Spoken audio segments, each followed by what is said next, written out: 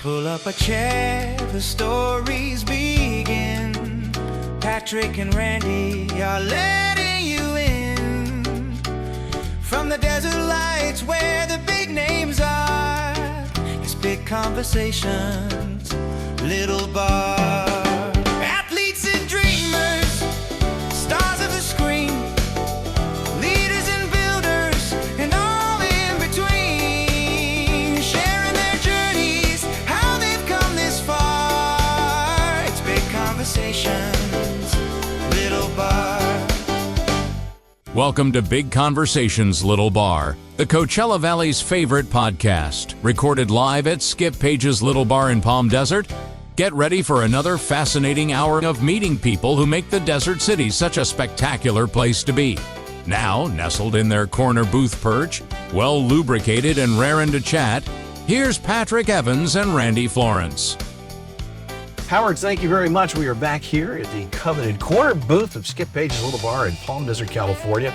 I'm Patrick Evans, and I'm here with my spiritual guru and Captain Slick, lead singer of the Stick Shifts, Mr. Randy Florence. Great. Now people are going to want my autograph and pictures and Talked everything about it else. on one of our previous podcasts. I think you guys really do need to do a reunion tour of Captain Slick. I might be the only one still alive. We can find people. I feel like Tommy Fields wanted to be part of that band. Didn't he? Yeah, I felt like he did. I'm going to find my jacket, put those studs back on there, Captain Slick. I'm going to show up at the Plaza and go, hello, I'm here. Well, Let's perform together. We've done karaoke together. We've done karaoke together, and people laugh. There wasn't a dry seat in the house. We don't sell it as a musical. It's a comedy. It's a comedy. It's a comedy. What's your favorite song? What's a karaoke song that you would really want to do? I have a goal to perform at open call. And I want to perform a song by Barry, so I'm going to ask his permission. Lay Me Down. One of my all-time favorite songs is one of my favorite songs by Barry. Okay. And I love that as a karaoke song. Speaking of the McCallum's Open Call, they're a sponsor of our podcast, which probably means it's a conflict of interest and you can't. I'm in McCallum, the Plaza. What's it? I'll just do it here. Okay. I'll just sing it out in the I want to patio. do Cabaret. The song? The Cabaret? song. I'd like to do the whole show. I'd like to be the MC. I could see you a little Joel Really Gray want to in do there. that. Yeah. That's really what I want to. I talked to Ron Oliver about he needs to just do a production of Cabaret. Okay. Can I be in it? Yeah, absolutely. Okay. I'll be Liza Minnelli. That'll be perfect. All right, let's get to our guests because we have two incredible guests. Two incredible guests. Two for one. We have the great Michael Childers, you're one of the very few, you're a lucky victim. You've been on a couple of times. Three. This You is are our first three-timer. The star is reborn. That's right. I just thought you were paying penance for something. What did you do wrong now? I have a face made for radio. We're on video now, too. And you brought your friend Scott Coulter. The best. I got to meet Scott. You came on Eye of the Desert. That's right. You are working with the Plaza Theater. I am. And you recruited Peter Doubt to be a part of your Christmas show. I did. This year. We launched, one of the things we're doing at the Plaza is we've launched the Palm Springs Pops Orchestra. Yep. In a 4-show series. And our first show was a holiday show. And we included, in addition to the Palm Springs Pops Orchestra, we had the Coachella Valley Classical Voices. We had the Gay Men's Chorus. We had local actress Lizzie Sosa, cabaret superstar Carol J. Bufford, and Peter Doubt sang. He read "'Twas the Night Before Christmas," which was beautiful. And then he and Carol did a duet together, and he stopped the show. It was fabulous. But when I was pitching that on Patrick's show, Patrick agreed that he would sing in next year's show. So it is. Yes, it is. It's set in stone. No, it's set in Yeah. Oh, my goodness. Yeah. All right. That's the name of the song you're doing. This Right, is so the I'm second time. Set in stone. There you go. So I might get to perform on the stage at the Plaza Theater before you. We'll Yes. see. Oh, I think that the odds of that happening are probably pretty good, that you will perform on the Plaza before me. I'm very excited about it. I think that is so cool. I might even get a ticket for that one. You better tell your fan club about this. Yeah. I'll take it. We could actually even do a Christmas version of Cabaret. We can make that work. Add some jingle bells in there. You could, I like that yeah, idea. you could kill 2 dreams with one tune. So that'd be awesome. Put down the knitting, the book, and those jingle bells, Dan. Yes. It's time for a holiday. It's time for Yeah. you just want to wear all that eye makeup like Joel Grey, dude. I do. No, I remember seeing that, like when the movie Cabaret finally was the ABC movie of the week. Well, I watched it with my parents, and I was like, that is just cool. And see, my mom took us to that as a double bill. The first movie was Sound of Music.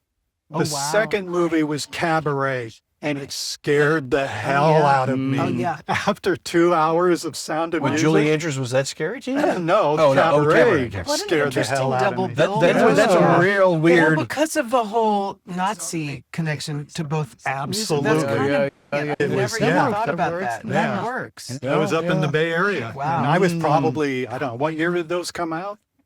The late Cabaret was 1972, and Sound of Music was a few years before. I was 65, I think, was Sound of Music. 15 being scared to death by Joel Grey. I don't know. You got a guy who knows a lot about movies right here. Hey, we've heard it. Yeah. I always ask this question, like Cabaret won Oscars for Liza Minnelli, Best Actress, Joel Grey, Best Supporting Actor, Bob Fosse, Best Director, but it did not win Best Picture. Do you know what won? In 1972, what won? Myra Breckinridge. No, I worked on that. I did the poster. Terrible. You worked on Myra Breckinridge? You don't know. You with Raquel and Mae West? That's right. The campus film ever made? Yes. Yes, thank you for that. It was since around cocaine. No, the director was an absentee director, but it was a fun experience. I bet. Yeah. Mae West and Raquel didn't talk to anybody. They hate each other. Yeah. But it was a pretty great movie to work on. I love working on really bad movies. Yeah. Can't Stop the Music. Oh, yeah, there you go. You have to answer my question. What won Best Picture in 1972? Okay. Well, 72. Cabaret won all those others. Was that It's a biggie. It's shocking. Biggie? It was The Godfather. Oh, Isn't that something? of course. But Francis Ford Coppola didn't win Best Director. Bob Fosse won Best Director, which is kind of shocking to think about. Yeah. Yeah. Isn't that good? Good, good trivia. That's really super good trivia. Yeah. That's super good trivia. Yeah. That's a good year for movies when Yes, you it get was a good Cabaret year. and Godfather in the same year. Yeah, what? Look at what we have now. You can't even remember what you saw last week.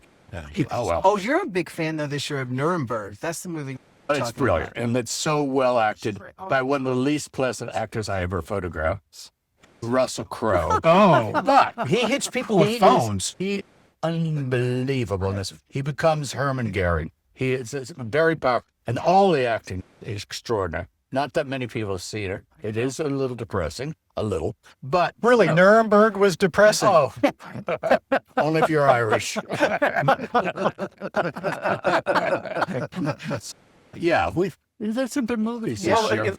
There've been Hamnet is a very good It's movie. slow, but it's brilliant. And very sad. But I thought very good. Oh, I haven't seen it yet. It's sad. It's basically a Does true somebody story. die? Yeah. True Yes. story. Yeah. That's the point. That's the whole point. Yeah. Even in the funny Shakespeare plays, people die. The sad Whoa. ones, really. There were a couple of other. There were some weird movies. Yeah. Did you see Sinners? That was a weird movie. Yeah. That's a good movie. I like though. Sinners. It's Yeah. got it very original. Yeah. That guy's brilliant. I liked Yeah. Weapons. I liked Weapons. Did you see Weapons? Yeah. That was You like know, two different movies. It was. I read a thing that said Weapons is all about addiction. All of the characters are addicted to something, and it's their own take on. Because you see the same story told from 4 Oh different my God, I can't perspectives. talk now. And they're all. I'm going to yeah. be thinking about this that. now. Yeah. I don't understand Marty Supreme. What is that movie about? You know, I just Marty that's about- Supreme. I It's didn't- about a ping I pong didn't- player. That's about addiction to ping pong. Yeah, and then it becomes a heist movie at the end. It's weird. Oh, yeah. That's a weird one. changes gears. Yeah. I'm, I'm not. I'm a big fan of Wicked Part 2. I love both Wicked films. Haven't seen it yet, but thank Yeah. you for saying that. No, I did. I liked both of them. I thought they did a great job. And I thought both Cynthia and Ariana were awesome. Were you at Cynthia's performance? Oh, at the well, actually, Plaza? yes. It was with the Palm Spring Pops, which I put together.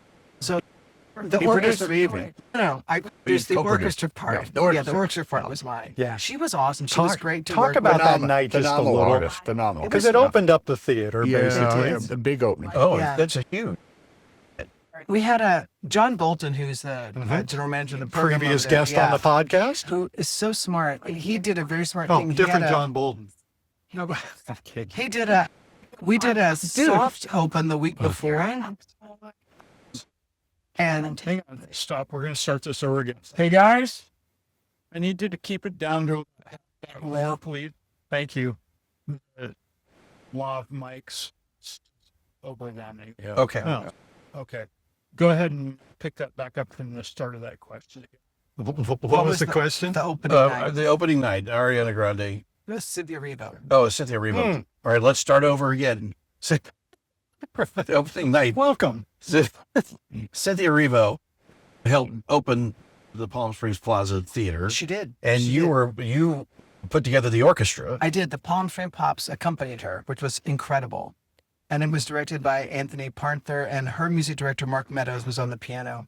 And it was a thrilling evening. It was amazing to think that this historic movie theater is opening almost 100 years after it first opened. Yeah.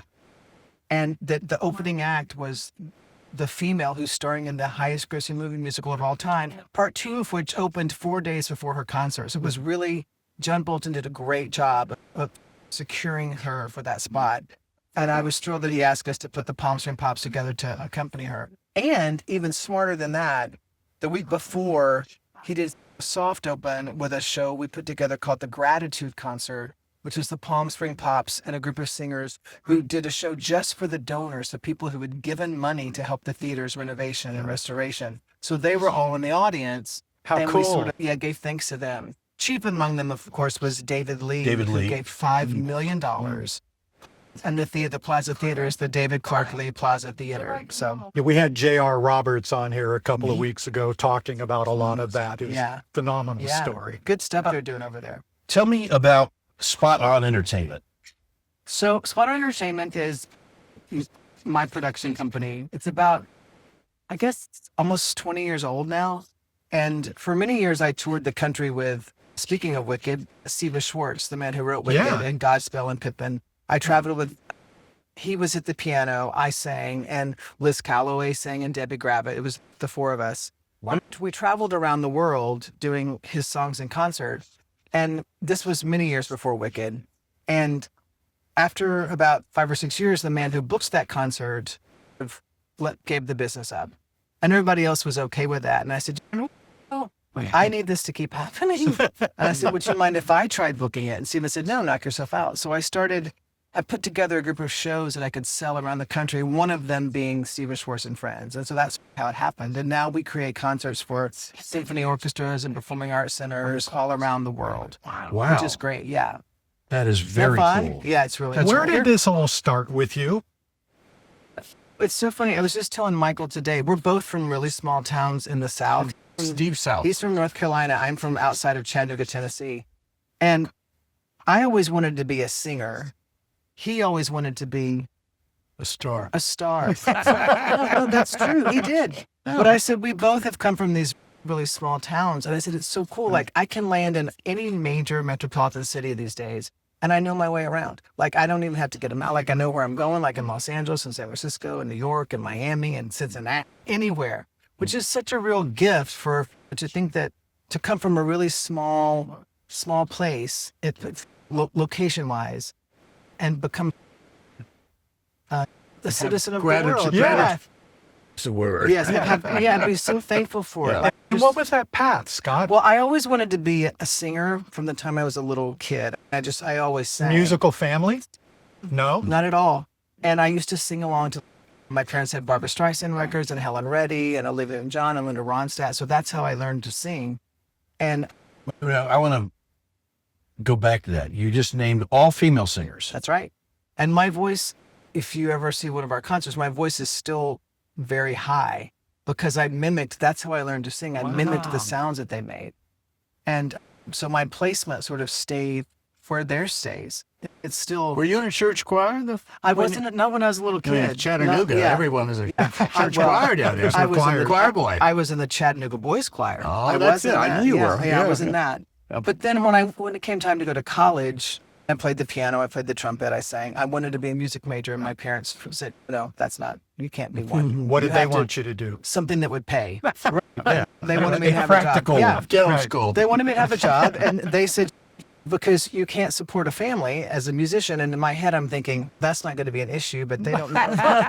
We'll deal with that problem later. We'll deal with that later. We'll talk about we that have to get tomorrow, off, folks. Yeah. By the way, Mom. Speaking of that, They didn't know that. They didn't know that part of the story yet. So I went to school outside of Nashville, Tennessee, for 3 years to be a communications major, actually, and with an English minor. But I took all music courses. And after about 3 years, my parents said, "You're really serious about this music thing, right?" And I said, "I am." And so they said, "Then you have to go to a good school."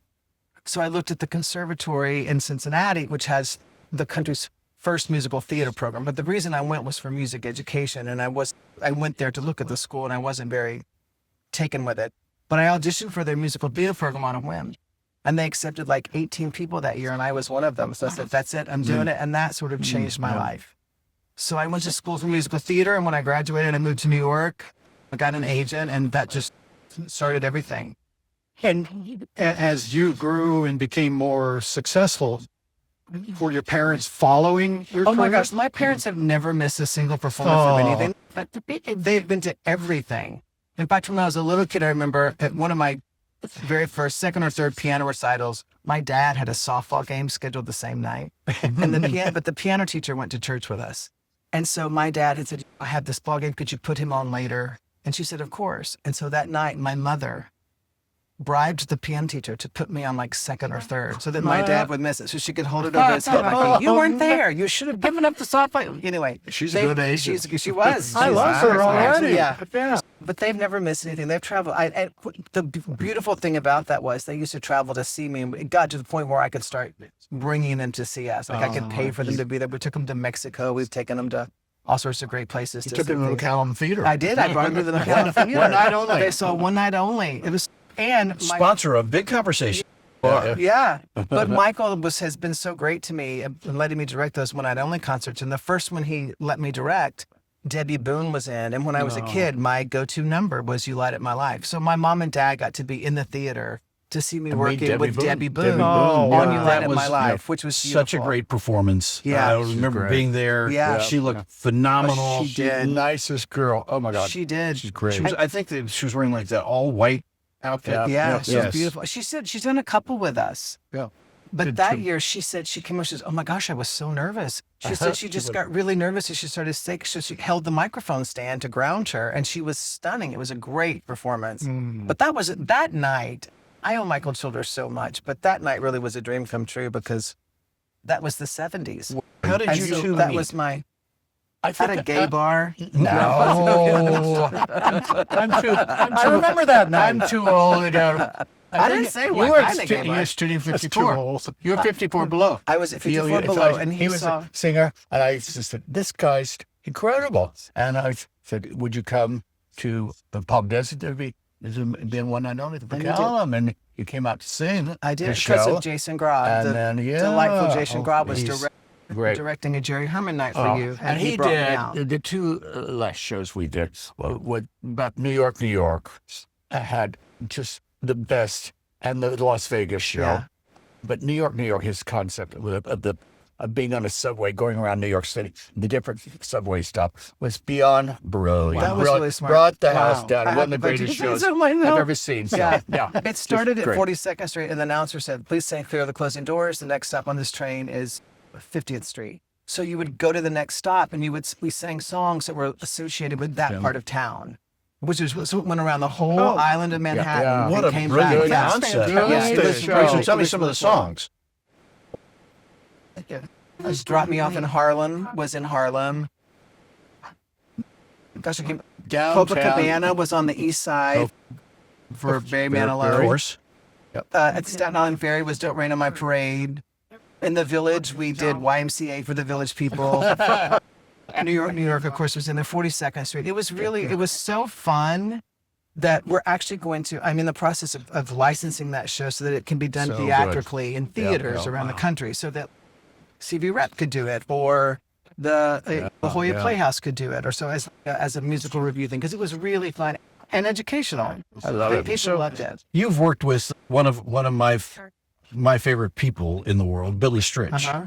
I love Yeah, Billy. Billy's awesome. He's done I all just of the did his one-night album onlys. cover last Sunday. Yeah. With a 6-hour photo shoot. Oh. They're going to be great. Michael Yeah, he shot said it with was the most. He posted about it. He said it was a sublime experience working with you. Never had been photographed like this. And they're great. Yeah, we've done several one-night onlys with Billy. Yeah, he's wonderful.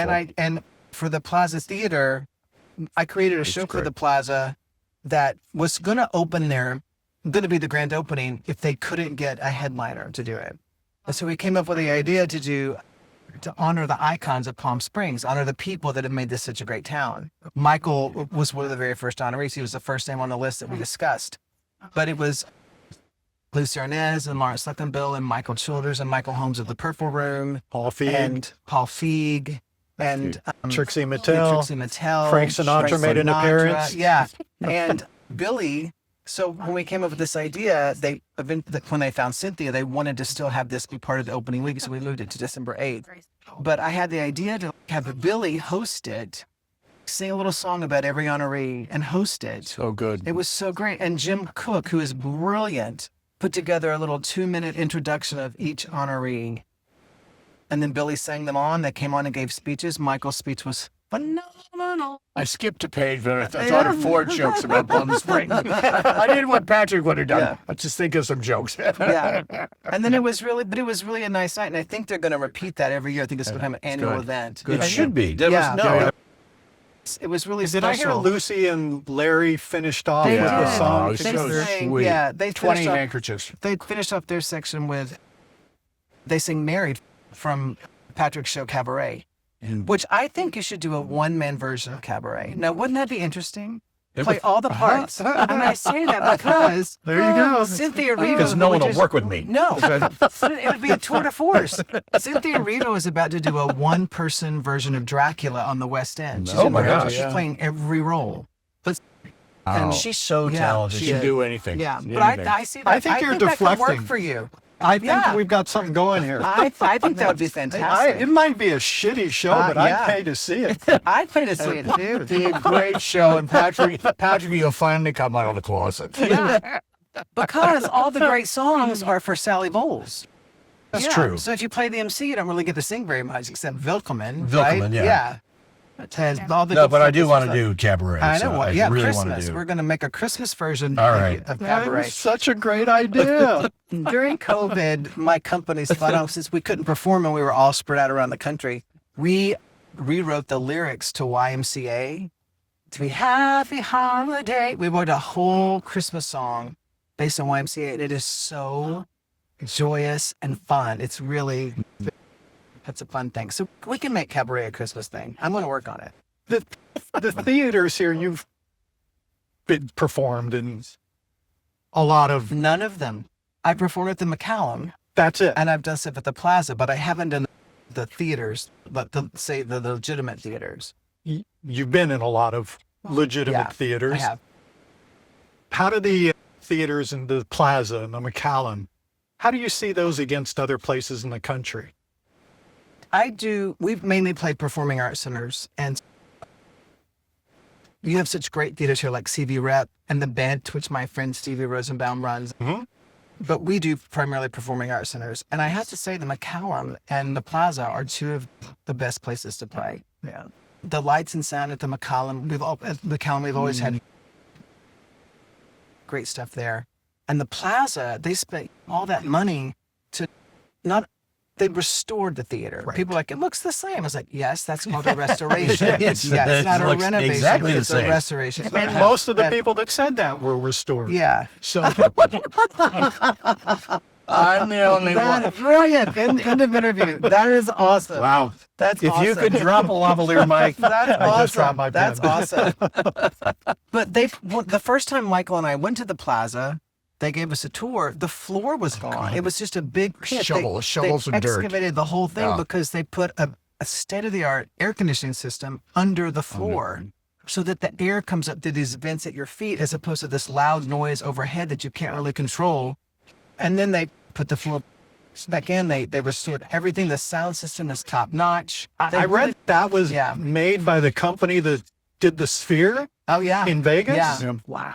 And what they did that was really smart, the green room at the Plaza is one of the greatest rooms in all of Palm Springs. I said, could I just stay here when I come? It's so nice. You want to spend time there.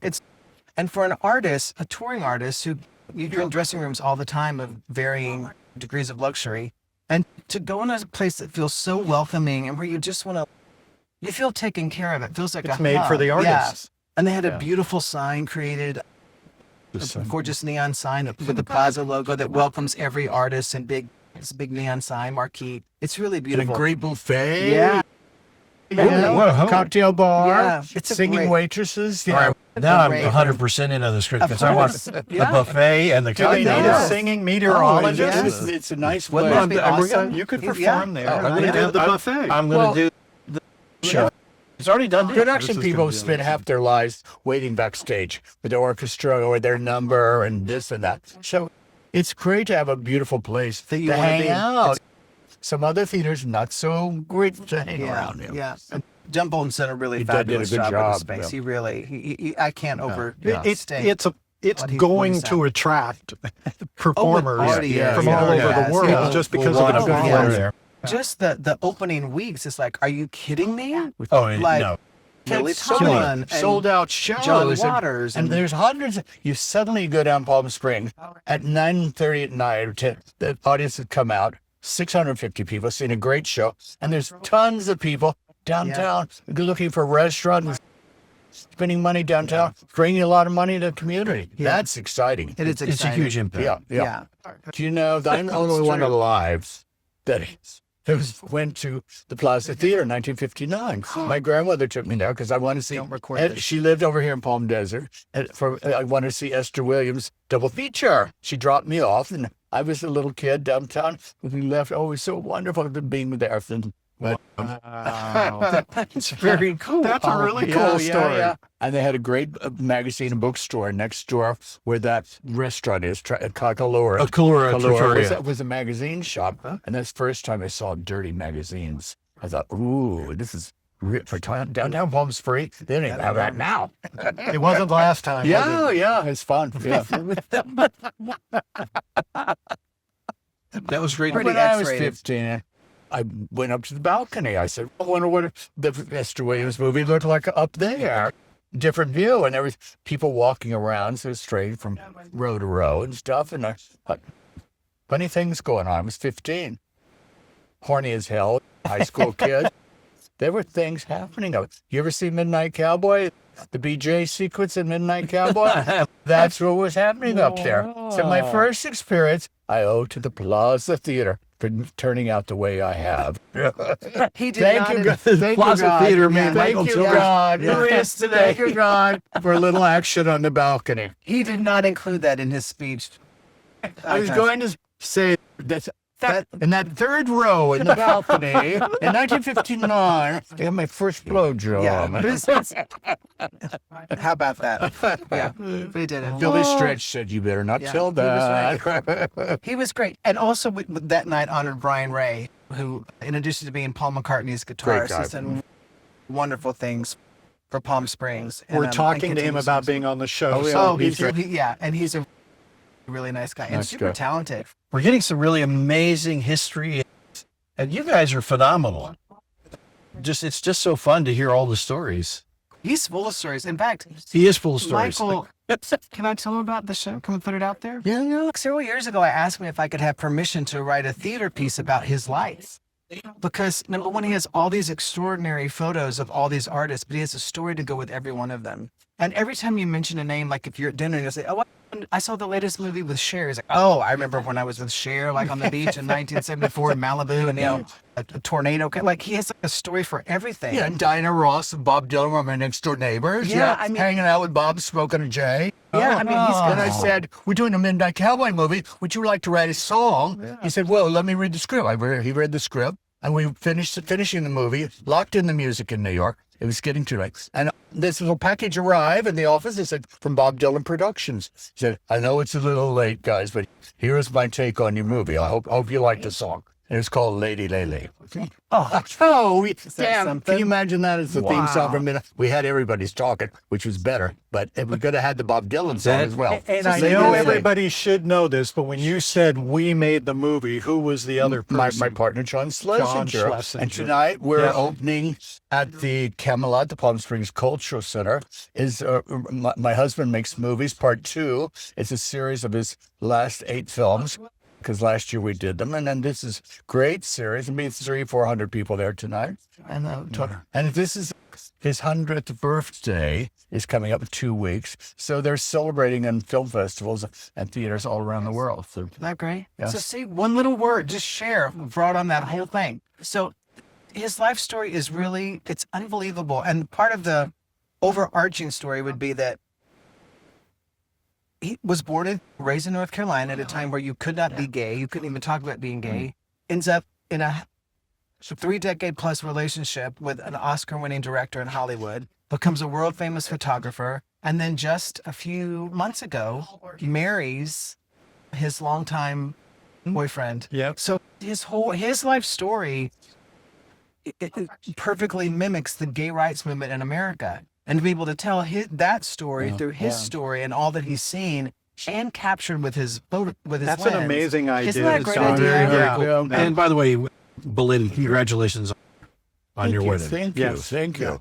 What a wonderful person, documentary filmmaker, won Berlin Film Festival last year. The Paris Film Festival came in number 2 and played here at the festival. And terrific. He's quite wonderful. Yeah. But he lives in San Francisco. Right. And I live here. Long So, distance you know what? relationship. That's why it's lasted 22 years. 22 years. My wife lives in LA and I live here, and Yeah. we make it work. By the way, we're willing to play ourselves in the movie. Perfect. There's got to be a I'd rather podcast. play somebody else. He's going to play Liza Minnelli. I'm going to play Liza Minnelli. This, I can't wait. All right, I have a question for you while we're on this subject and talking about the gay rights movement, and you mentioned that your parents were very worried about you supporting your family. That's not a big deal. So when did you come out to your family? I came out to my family. I was 23, 22, 23 when I came out to him. And I remember saying to my mother, I just had the hardest time telling my mom. And but I wanted to tell her first because I knew that she would be loving and accepting. And she wasn't.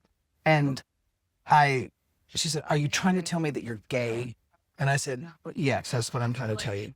And she was like, oh my God, just hysterical. A Southern mom. Oh my God, I can't believe it. How could you do this? How did you do this? I said, Mom, you knew. I did not know. Yes, you knew. I had no idea. Yes, you did. When your father and I talked about the possibility, I said, see, if you were talking about the possibility, you knew. You at least suspected. Yeah. So then we went and told my dad, his response was kinder. But I was just so glad it was over. And I remember after we finally talked about it, I went upstairs to my childhood bedroom and laid down. I just wanted to be away from them, actually. But I remember her coming. I could hear her coming up the stairs, my mom, pretended to be asleep. And she came and she sat on the side of the bed. And she rubbed my arm and patted my hand. And I knew that it was going to be okay. Oh. And they came around. That's It took a while. lovely. It's beautiful. Because you But this said was- now you bring them to your. Oh, yeah. Yeah. And my husband, I've been with my now husband for 31 years. Wow. So when they met Dave, I think that they were already okay with it. It took a while, but they loved him.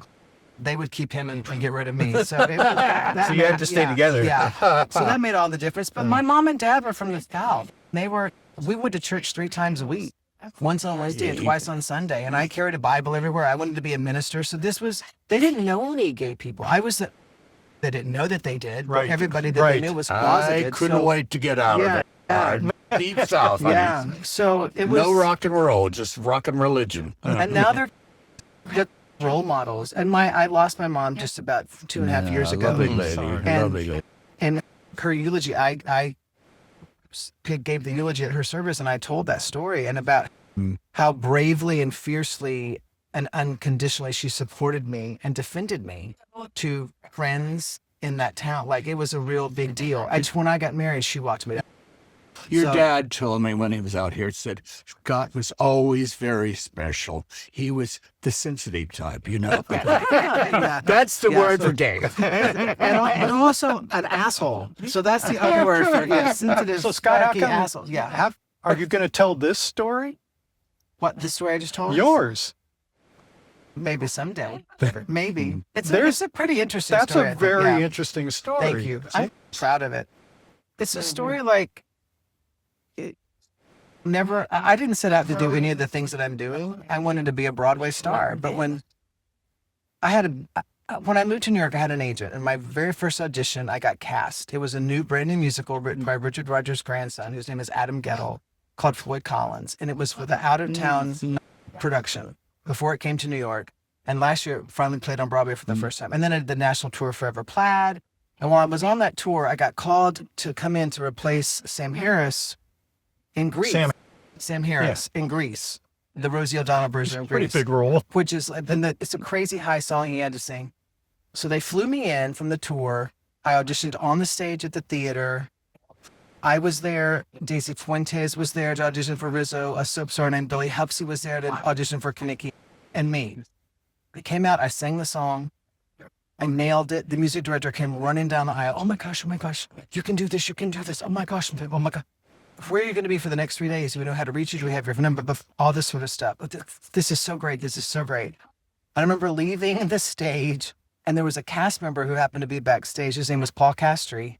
And he was like, that was fantastic. Oh my gosh, you're going to love it here. And the stage door man said, welcome to the family. You know, I was like, oh my God. I remember I called Dave on the phone. I was like, I got it. And I never heard from them. Oh. They never called me. Oh. They never called me to say you got it. They never called me to say you didn't get it. They never called me to say nothing. That's pretty shitty. That's Pretty showbiz. Did you end up finding That's out showbiz. who got That's it? I know who got it, and Yeah. I know why I didn't get it. I had been on a bus and truck tour for 6 months, and you do a show and you eat and go to bed and you wake up and do a show. So I probably gained 5-10 pounds. So I probably didn't look like they thought I looked, but. Or at least that's what I tell myself. But at that moment, I said, I'm never going to, and I've only been in New York for 2 years. I said, I'm never going to wait for someone else's permission to do what I want to do. And so that's when I started doing my own thing. And it has led to everything else. And the music director who came running down the aisle, we've since become friends, and he does not know this story. And he's someone whose name he would know, so I'm not going to say it. Go ahead. But no. But on my... Is it Bill? No. Is it But on- Tony? No. Is it? But on my 50th birthday, completely unrelated, the day I turned 50, he didn't know it was my birthday. I got an email from this man saying, hey, I've been seeing all the wonderful things you're doing. If you ever need a piano player, please think of me. And I was like, Did you ask him to come out and try out? right? And I was like, isn't that something? Like, the reason my life Wow. story turned out the way it did was because of this person who has no idea Right. that I'm that kid, and now is asking for, just keep me in For mind. you to which hire yeah, him. which I thought was really, I was like, that's an awesome story. It's Yeah. something to be able to look back and see the path Right. as it happened and realize that everything Right. happened the way it was supposed to happen. And one of the great things was Jason Grai. I created a show for the ASCAP Foundation for Jerry Herman, and Jason Grai is one of the cast members. And that's how Jason brought me to Michael Childers. And Michael has been we talked today, like we're like family for like 11 years. Yeah, 11 years, like brothers. I have to play you the voicemail that Jason once left for me. It's just funny. It was he's after. fun. He's funny. he's great. He's such a character. He's a happy person. Yeah, he's terrific. But this March 3rd, we're doing our fourth March production. 10th. March 10th, sorry. March Yes, 10th. March 10th. We're doing our fourth production together. One Night in Hollywood, the music of the movies. One night with Dave Carter from Turner Classic Movies, Yeah. narrating all the Oscar-winning songs. It's going to be a wonderful, exciting Yeah. evening. Your tickets are on sale now at the Plaza Theater. March 10th. March 10th. March Yeah. 10th. Well, you've got a number of shows coming up that you Lots. produced for the Plaza. I do January 20th, Liz Calloway with the Pomps and Pops. It's completely sold out. I just found out it's completely sold out. And then March 3rd, that was where March 3rd comes in. We have Music of the Nights, which is with a K, Nights. So Great it's show. Sir Andrew Lloyd Webber, Sir Paul McCartney, Sir Elton John, their music with the Pomps and Pops Orchestra. And- And then April 14th, our final show of the season is called Disco Inferno, the Songs of the 70s, which is ridiculously fun. It stars two-time Grammy Award-winning Tamika Lawrence, who actually, Tamika and I, and another singer, Shirley Atkinson, on February 15th are with the St. Louis Symphony doing our Tina Turner show with the Tina Turner Estate, along with Kennedy Holmes, Brittany Howard, and Jennifer Hudson, we think is going to do it. She is one of the greatest Tina Turners I ever saw. Tamika, She was in our She's show. phenomenal. And I photographed my first phenomenal. photo shoot for rock and roll. I was on tour with James Brown Band, and the opening act was Tina Turner. Oh, my God. This is in 1968 Yeah. in Northern England. Tina, loved her. Yeah, Loved she's her. awesome. I But saw that the show- Ike and Tina Loved her. Turner review Yeah, in yeah, 1970. This Yeah. is way before Ike. The yeah. February 15th show is going to be live streamed, so I think it's going to be on YouTube TV, so you can watch it from home. And but the music of the night, so the show March 3rd, I want to get Brian Ray, who was one of the honorees at the Icons of Palm Springs the first time. He's Paul McCartney's guitarist, so I'd love to have him come play a song or two if he would agree. Yeah, Wouldn't that be yeah. cool? Yeah. And then the 10th is the movie night, so that's a big week. That's a big week going on. Yeah. Tell me about your MAC Awards. Oh, MAC is the Manhattan Association of Cabaret, Concerts and Cabaret in New York City. And that's when I didn't get cast in Grease, I was like, I'm going to do my own thing. So I started doing solo cabaret shows, and I was lucky enough to very quickly be taken under the wing of some influential people who really helped me. And that's what led to those awards, which was really great. Well, it's got to be incredibly gratifying, especially It is. after that experience, and then you take a different trajectory entirely. Yeah. And that's kind of all of a sudden you're the toast of the town. In my head, maybe. Yeah. No, I think it's a big deal, though. But we were talking about Michael's captured the world through his lens. And when I was a little boy, I wanted to be a minister. I think I mentioned I carried a Bible everywhere I went. And I still feel like that's what I am. I do in our concerts, when I sing with the audience or talk to the audience, I feel like it's kind of ministering. A different Yeah, message. it's a different message. Yeah. And Church revival. Church revival. Tithings are a lot higher. Yes, but just because music is such a balm for the soul, and especially now, it's such a gift to people when they come see things. So I feel And it's a universal language. it is a universal language. Yeah. Now, with Spot On, you're doing all of this producing and putting the shows together all across the country. How much performing do you still get to do? I do at least probably 2 concerts a week. Yeah. Wow. Yeah. Okay, so a lot. Yeah. We're on the road about 46 or 48 weeks a year. I want your advantage miles. Right, I know, right? They're Delta, I don't know how you do they're it. Delta Sky Miles, but I sing probably at least twice a week. But my latest project, I don't know if Michael even knows this, but Stephen Schwartz, who's my mentor, has changed my life, gave me permission years ago to create a theatrical musical review of his songbook.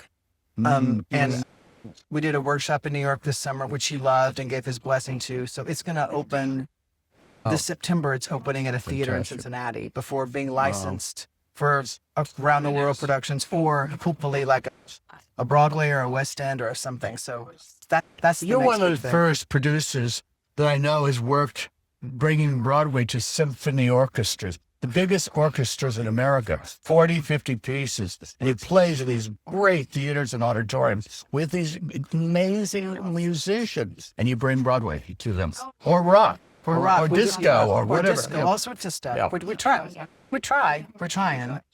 But No one else did that before that I know. well, thank you. That's very kind of you. But I've been really lucky to work with extraordinary people my whole life, like Michael being a prime example. And one thing I'm proud of is that I don't just, when I work with people, most often they become really close friends, like, or family, as in the case of Mr. Childers here. Yeah, I can see that. Yeah. I want to say it's like a father and a son, but you look at a picture of us and we look like brothers, which pisses me off. I was like, how can you, we take photos and he looks younger. And I'm like, He this looks is 5 years I younger than the know, last time I he was know. on the drives podcast. Me crazy. Yeah. It's not fair. It's not fair. Are you still fooling around with AI with your... Yeah, I'm doing this summer in Provincetown. I have a show on July 17th, the best gallery there. And the one whole section of the show are AI photographs, and I'm doing a lecture at the Arts Institute, the college there in P-Town, about AI. The younger art students and photographers love AI. I'm not totally sold, but I did a great show. I think you saw it over here in Melissa Morgan Gallery. Yes. And we had 300 people there opening night. It was really good. And I'm doing it at University of California, Riverside, at the museum there. We're doing next fall a big AI show there. And just think about how far it's come since you did that show. I just working with it, but I had a great teacher because I'm not a techie, but who taught me all the technique. But it expands your whole vision. What I always wanted to do with album covers, with all the retouching and lasers and special effects. Now you can do it on a computer. So it's really, really amazing. Yeah, he's so gifted. Playing a role in anything you do at this point? AI? Not yet.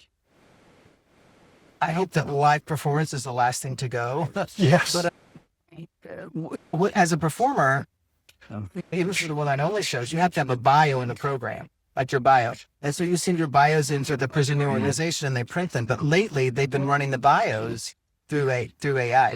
This sounds stupid. I didn't write that. No, but they can rewrite. So we have to, it's starting to go in our contracts, like the bios have to be printed as received. You can't run it through, they try to shorten 100 words to 25 through some sort of chat GPT thing is stupid. But the photographs Michael's done with AI are extraordinary. Oh, You just showed me amazing. 2 today. That's from the desert, the sunset. And we found a couple of old photographs taken 40 years ago, and I posted a couple on Facebook, and this is about a month ago, and one was the early picture I did Dolly Parton as Daisy May in the haystack, and Dolly was so great to work with, and it was a poster then their company put out, sold over 1 million copies. So here were her managers in Nashville had never seen this since they'd forgotten about it. So she has a show going to Broadway, a big Dolly Parton show, Dolly, not Hello Dolly, be Dolly. And next fall, and all my photographs will be projected in the show. So that's really so great. cool. Yeah. And today's her 80th birthday. Today's Happy her birthday, 80th Dolly. Happy gosh. birthday, Happy Dolly. Dolly. And thank Happy you Dolly. for still being here, Dolly. Yes, she is a national treasure. Yes, she I is. love Yes. Dolly. And you guys are treasures. Thank you very much. Thanks This for was having so us. It's our first 3-timer on the show. You'll be on 15 or Do I get a 16 medal? more times. You might get a medal. Sparkle. Yeah, I'm going to send you And an keep AI bringing- picture of you. Keep bringing incredible guests like Scott. Love these best. You're the best. You Pretty guys. soon Thank you, you're guys. going to be sitting on that side because we're going to be talking about the One-man one-man cabaret. cabaret. One I'm man cabaret. It's telling gonna be you. it's huge. I love it. We're gonna Yeah. absolutely. It's going. Well, we'll find out. Hollywood. One Night in Hollywood, One night in Hollywood, March. March 10th. But get your tickets. Tickets are already on sale. So by the time this podcast drops, you can buy your tickets. It's going to be an incredible night. Yes. Michael Childers, Scott Coulter, thank you both very much. Thank you. Randy Florence, Thank great you for for bringing research. me back. I did literally no research for this because I knew I didn't need to. No, this is is going to be an amazing We conversation. have fun. We have John fun. McMullen, our we have producer. fun here. That's way too talk. Coming back for more. Good. We have fun too. Thank you. I'm Patrick Evans. Our thanks to Skip here at Skip's Little Bar. Our thanks to the McCallum Theater. Please subscribe so you never miss another episode of Big Conversations Little Bar.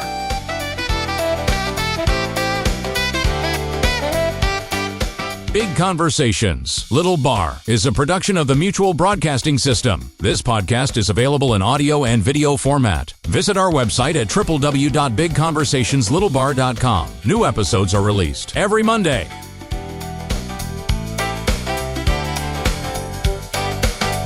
Athletes and dreamers, stars of the screen, leaders and builders, and all in between, sharing their journeys, how they've come this far. It's big conversations, little bar, at big conversations, little bar.